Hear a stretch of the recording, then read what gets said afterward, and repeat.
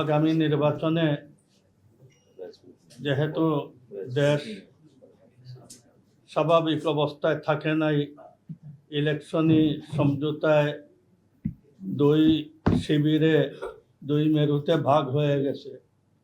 আমরা এই দেশের পরিচালনার ব্যাপারে দেশ ও জাতির কল্যাণে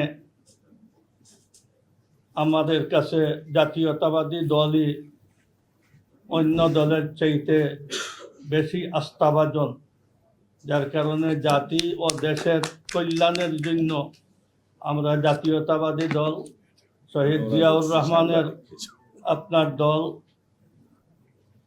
আমাদের সাবেক প্রধানমন্ত্রী খালেদা জিয়ার দল, ওনাদের সময়ে দেশের যে অর্থনীতি বা স্থিতিশীলতা ছিল, যার কারণে আমরা দীর্ঘদিনের আপনার দেখা হিসাবে এই দেশের আস্থাভাজন একটা দল, যার হাতে এই দেশ সুপর্দ করা যায়, আমরা জাতীয়তাবাদী দল মনে করি।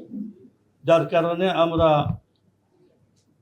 বিশ্লেষণ করে, আমরা নিজে নিজে চিন্তা ভাবনা করে সিদ্ধান্ত নিয়েছি যে আমরা ইলেকশন জাতীয়তাবাদী দলের সাথে করব।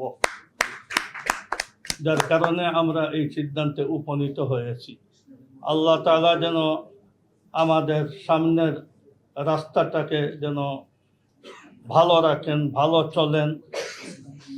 ইসলামী মূল্যবোধের বিশ্বাসী দল, এই হিসাবে আমরা ওনাদেরকে আর এরপরে জাতি ও দেশের কল্যাণের জন্য আমরা 8 দলীয় জোটের এমন কোনো আপনার অতীতে চালাইছেন বা ওনাদের এইসব আমরা কিছু দেখি নাই এখনো।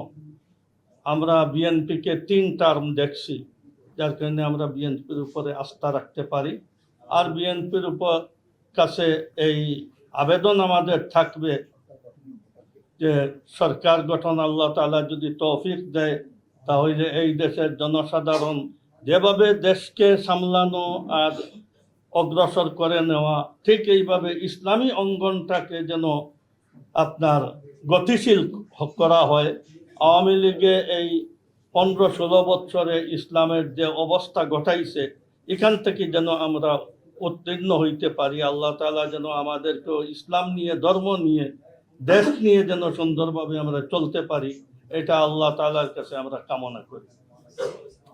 সংবিধানে মহান আল্লাহর উপরে আস্থা ও বিশ্বাস, এটাকে পুনর্বহাল করা, এরপরে আল্লাহ তাআলা যেন আমাদের অর্থনীতি, সমাজনীতি, ধর্ম নিয়ে চলার জন্য আল্লাহ তাআলা যেন এই সামনের সরকারকে যেন আল্লাহ তৌফিক দেন, এই দোয়া করি।